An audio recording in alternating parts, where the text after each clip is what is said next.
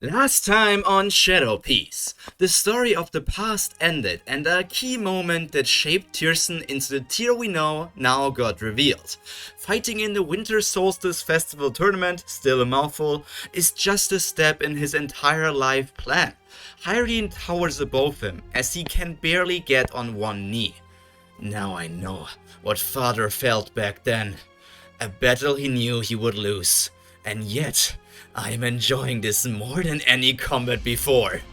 This is my everything, my last power, and my special move meant for that one person who bet my father. Take this, Hyrdin. Great Horned Owl, wave!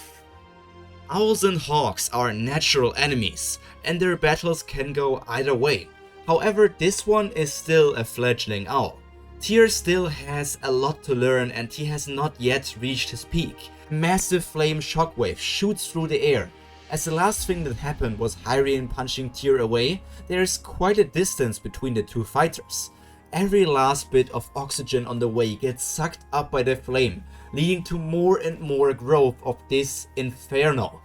An already big wave of fire turns into a colossal hellfire, enveloping everything in its path, and thus also the sin of pride standing in its way. The remaining flames that fly past the commander of the Fleet of Death get blocked by members of the Einherjar, guarding the civilians. Walls of ice, earth and air get generated and keep all of the spectators unbothered. The passion from Tyr didn't go unanswered. Accepting the burning hot flames, Hyrule walks through them, welcoming the consequences of burns head on as he approaches his opponent once again. That's the way, boy. Continue to evolve and one day you will be able to achieve what your father couldn't. But that day won't be today. Neither side are doing anything special anymore. Tyr used all of his remaining power and stamina for that last attack. And just staying conscious is hard enough in itself.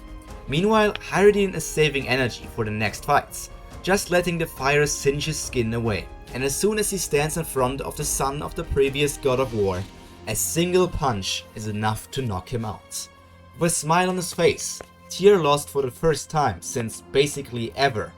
What a battle, the audience is going wild, and Hyrule even gives them a bit of fanservice, a bit of a show, when he raises up his arms and lets out a glorious victory scream. He carries Tyr down the arena, to the place where the rest of the new giant warrior pirates are watching from.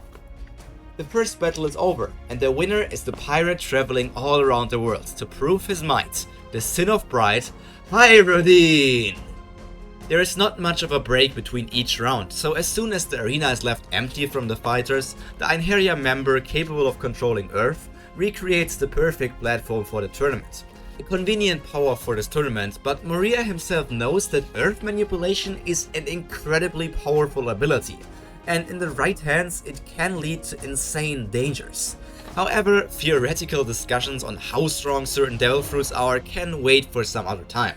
Right now we should check in with the new giant warrior pirates, and after that at the group with the Thrillerbug pirates. Everything before the second round takes a few minutes, and with the help of Gert's doctor skills, Tyr quickly regains consciousness. His face doesn't show embarrassment because of his loss, and neither is he really frustrated. This was a great learning experience, and his motivation to improve has risen to new heights that have never been reached before. In addition to that, he started to understand his father's last words, and also took what Hyrule said at the end of the battle to heart. There is a lot going on in his head at the moment. The future is yet to be written, but Tyr has decided one thing. Hyrule, thank you. This defeat was necessary for me to develop further, and I also must ask this of you. He pauses for a second, and all of the new giant warrior pirates already smile, expecting what is about to come. Please let me join your crew. Being under you will shape my future, and one day, I swear on the name of Tyr, I will be able to claim the title of World's Strongest Swordsman for Elbaf, for the nation of giants. All of the crew look at Hyrule as he doesn't hesitate to accept the request. From this day onward, the new giant warrior pirates have another formidable ally, and consequently also the Fleet of Death acquired just another strong fighter. They were by no means weak before, but now another strong player joined the story, and his goal is very clear. This group of giants has a bit of time to relax and spectate the next 3 battles. Well, the battle between Bronya and Prince Loki is of the most importance for them, as the winner will be Hyrian's next opponent and the last opponent for this day. However, a little recovery is what the Sin of Pride needs right now. So we are going to check in with the Strawhat Pirates and give him the well-deserved break. And we also need to look at their newfound friends from Elbaf. Liv continues to annoy Maria, and the other children sing and dance together with Brooke. Not all of the young giants are yet interested in battles, and to begin with, the attention span of young people is only getting worse as the time continues. During the last battle, Perona and Bronya actually formed some sort of relationship. They have really clicked. I guess some girls just bond more easily. A very long hug takes place, and the size difference between the human and the giant is nothing else but hilarious. But they still share a small emotional moment. Perona doesn't want to see her newfound friend get hurt. Perona and everybody else wishes her the best of luck, and in their heads they are concerned. All of them saw Loki in the Battle Royale stage, and also his sudden appearance at the end of the first day. Unsure what the prince is really capable of, all they can do is watch and find out more in the upcoming battle. They also are not yet sure what Bronya is also capable of. Deep breaths are being taken. Bronya herself knows how difficult this round will be. Knowing that Hyrian would be her next opponent isn't helping either. But thinking about the next round before even finishing the first is not good. Never get cocky. The arena has been completely repaired and all of the rubble has been cleared off. Giants work fast, even if their lifespans are longer, but when it comes to fighting, the people of Elbaf won't waste a single second. The cheers from the audience are very split. Most female giants are on Bronya's side, as they want to have more proof that women are just as powerful as men. Another group supporting Bronya is the anti-Loki squad. After having been a shut-in for many decades, there exists a group of giants that is against the idea of Loki becoming the next leader of the nation.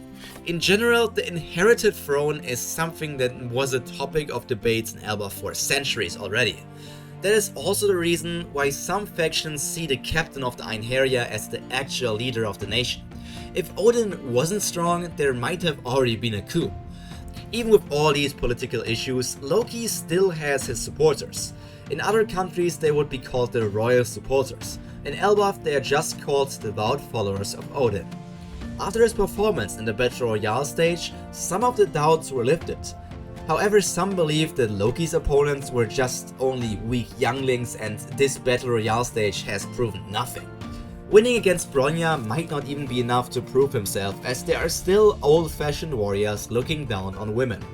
And if Lin, better known as Big Mom nowadays, is brought up in these discussions, they just call her an outlier, and that is not the norm, because Big Mom is just a monster and not really a human. Both sides have something to prove, and they will give it their all to show it to everybody. Bronya and Loki are standing at the center of the arena. Their stares could pierce through metal, showing just how serious they are.